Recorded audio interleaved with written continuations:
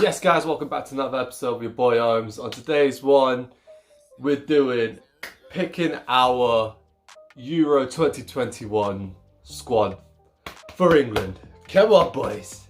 Obviously, allow it. I know it's an old England kit. Man still got Rooney on the back and everything. Like, I need to get a new kit still. But let's go anyway with the video. Let me show you what I think. The 23 players that should be going, well, I say going on that plane, but might be even in England. So yeah, before I start, beg you like and subscribe, drop a comment down below, let me know what you think. So 23-man squad. First off, we start with the goalkeepers. 3 goalkeepers. Yeah, I think they basically named themselves. You got, for me, Nick Pope is the best England goalkeeper right now. Yeah, the performances he puts in consistently for Burnley, season in, season out, even for the last 2 seasons before even this one, he's been doing a magnificent job. Yeah, he's definitely worthy of being the first #1 pick for England as well. We'll get into that later in another video. Yeah, so he's getting in there. Alongside him, obviously, Jordan Pickford. He's a bit detrimental, can be a bit dodgy, but he's a good goalkeeper, he has good reflex saves, and he's been doing alright under Ancelotti at Everton. He gets the nod. The last one for me is Dean Henderson. He's starting to get a few more games for Manchester United, which is good, which is what I want to see, because the guy deserves the game time, and the only way he's going to get better as a goalkeeper is if he actually gets these opportunities. So he's definitely my number 3 as well. I do have to give credit and shout outs to keepers that I've just missed out, such as Darlow.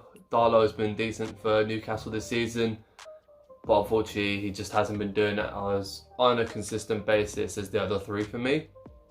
So unfortunately he just misses out. He's probably the only one that I really would have contested putting him in with those 3. But yeah, those are my goalkeepers. Defence. So obviously defenders, I'm picking 8. I was about to be like 8. Yeah, obviously the same tradition of 2 right backs, 2 left backs, 4 centre backs. So obviously my 2 right backs are going to be Trent, Alexander-Arnold, simply because the guy's ability to change a game in terms of his crossing ability and vision of passing is why he's up there and was considered to be one of the best defenders in the world, right backs in the world. He still has that ability. Obviously a dip in form doesn't really change his class. He has shown it in moments. So yeah, he gets the nod.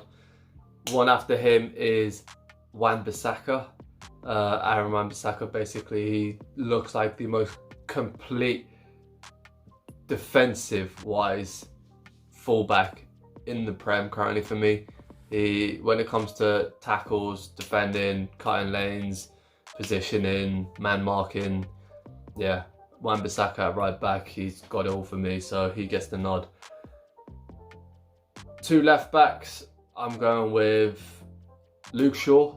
Yeah, basically this season, ever since United signed Alex Telles, he's been kicked up a gear and he's pushed on, and he's actually been one of the most consistent performers of late. Early on in the season was a bit but he's produced his run of form very consistently now, so he gets the nod.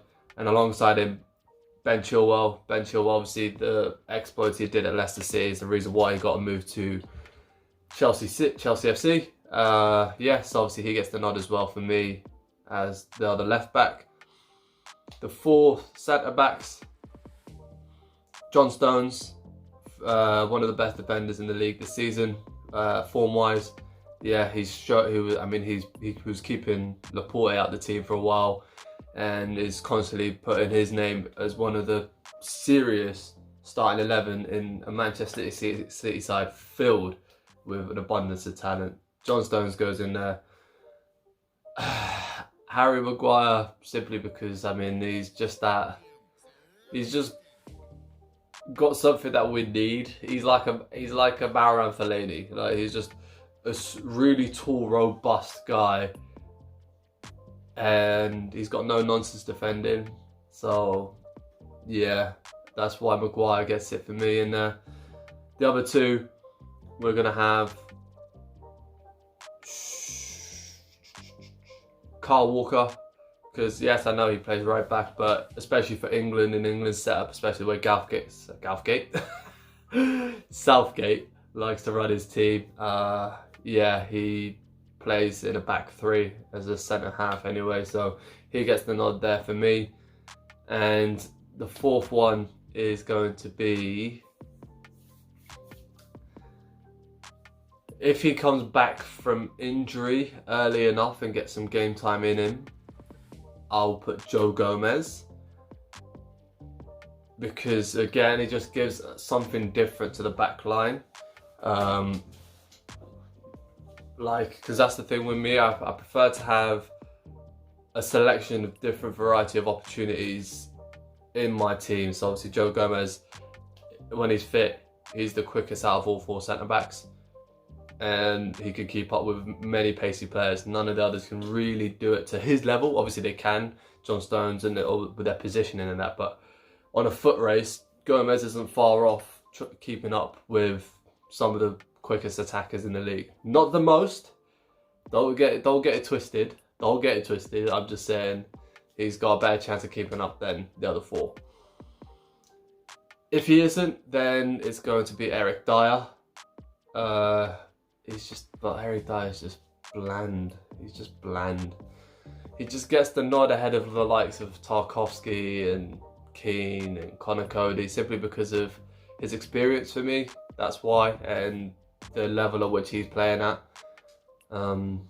Yeah, it's one of those. But yeah, that's my back line. So obviously, I do need to give shout outs to players that I've just missed out at, which was very hard for me. Number one in particular, Rhys James. Rhys James, he has been playing absolutely class for Chelsea, and if it wasn't for my view of having different variety in the positions, I would have picked him over Juan Basaka. But yeah, I've chosen Juan Basaka because of the reasons I've just mentioned. So obviously Rhys James gets a shout out. Tarkowski should get a shout out because he is performing well for Burnley, and maybe he can excel on, but currently right now he doesn't break into this team. Yeah, that's about it. Left back is pretty much just them two. I mean, I can mention James Justin. He's been doing bits for Leicester City, but he's quite a newcomer. Probably needs a little bit more longevity for him to start getting his name filtered in alongside these two. Yeah, so obviously that is my back 8 defenders. So then obviously we're going to midfield, and midfield we are looking at, I'll probably take 7 midfielders, yeah, and then 5 attackers. So obviously number one, first pick, first choice, Jordan Henderson. He's England's best midfielder, simple as. Right now currently, in terms of midfield, no one's better than him for England at all. So yeah, he's number one. Then I'll also pick Jaden Centro. He obviously doesn't get a lot of publicity because he's obviously playing in Germany, but the guy's got talent. You can see with his statistics even this season. His assists and goal contribution is worthy of putting him in the team, and obviously his ability on the ball. Jaden Centro goes in there. Phil Foden, again, probably one of my easiest picks. The Phil Foden has been absolutely class this season. Breakout season for him.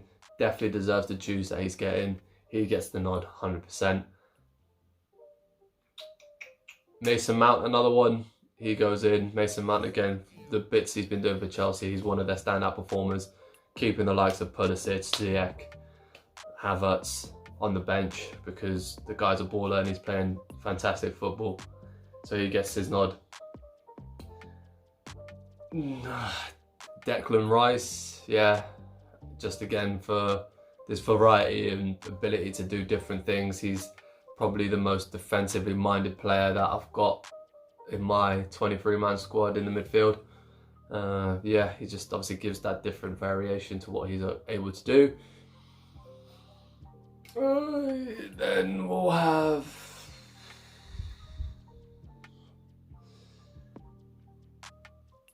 Ward-Prowse, James Ward-Prowse. Yeah, he gets my nod into this team. James Ward-Prowse has been doing consistently underrated work at Southampton. The guy does not get the praise that he deserves. He's been doing a fantastic job there as captain, leading that team.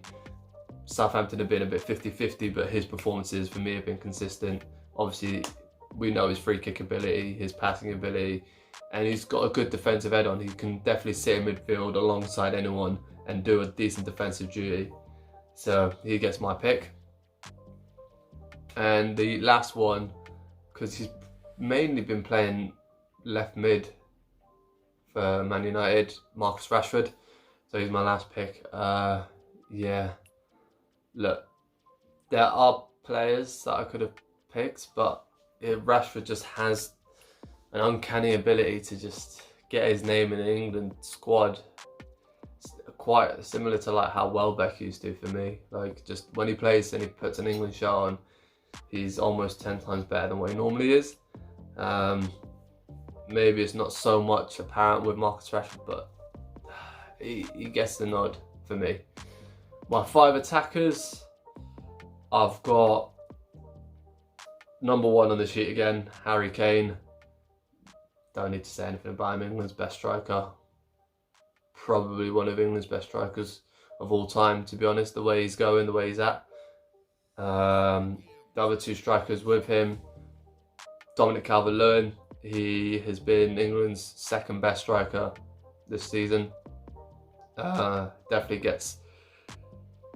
Definitely needs the praise actually that he deserves, and obviously he gets it for the most part, but he's obviously again gives that little bit different ability. He's got a little bit more strength and height than Harry Kane. Harry Kane's a little bit more, like they're the same, but obviously DCL, sorry. Yeah, just I think he just has a little bit more of a aerial presence than Harry Kane. But because Harry Kane just has everything, so it's hard to say that. But yeah, the other striker, my 3rd striker, Danny Ings. Yeah, again, the guy needs to get the credit he deserves for what he's been doing for Southampton. Definitely one of the best strikers in the Prem currently right now. His just ability on the ball with his feet and his vision and his way he can make his runs gets the nod for me. Finally, the other 2, I've got Raheem Sterling. Another given. Raheem Sterling's always got opportunities in his locker. He's one of the standout performers, and yeah, he's one of England's best players currently. The last one to fill in this 23-man squad is Jack Grealish. Jack Grealish, Groody boy. Yeah, he's been doing amazing, to be honest, in an Aston Villa shirt. He's provided that team with a foothold to push on and kick on from last season, and look how well they're performing. His vision, his running, his incisiveness, he definitely gets a shout in this team. I put him in there 100%. Yeah, so obviously that is my 23-man squad. I do need to give a rundown. You know what, I'll give you a quick rundown again of all 23. So we have 3 goalkeepers: Nick Pope, Jordan Pickford, Dean Henderson. 8 defenders: Trent, Alexander-Arnold, Kyle Walker, Joe Gomez, Aaron Wan Basaka, Harry Maguire, John Stones, Luke Shaw, Ben Chilwell. And then in midfield, we got 7 midfielders: Jordan Henderson, Jaden Centro, Marcus Rashford, Phil Foden, James Ward-Prowse, Mason Mount, Declan Rice. And then my attackers are Harry Kane, Raheem Sterling, Jack Grealish, Danny Ings, Dominic Calvillon. Yeah, I do need to give a shout out for certain players that I've missed out, that obviously I did mention as I was going along, but I'll mention them again. Players like James Maddison, Tarkowski, Harvey Barnes, Rhys James. yeah, those in particular, it was tough to leave them out. But it's decent to see that Liverpool, decent to see that England have this abundance of talent that are coming through and young players. So yeah, it's good to have difficulty in squad selection because it means that we've got a decent talented squad. Hopefully they can produce something at the Euros. Yeah, so obviously let me know what people think at home. Drop your comments down below on who you think should have got into this 23-man squad instead of the ones I've picked. And I will be doing a video on what I think the actual starting 11 should be as well. Sweet. Football is life.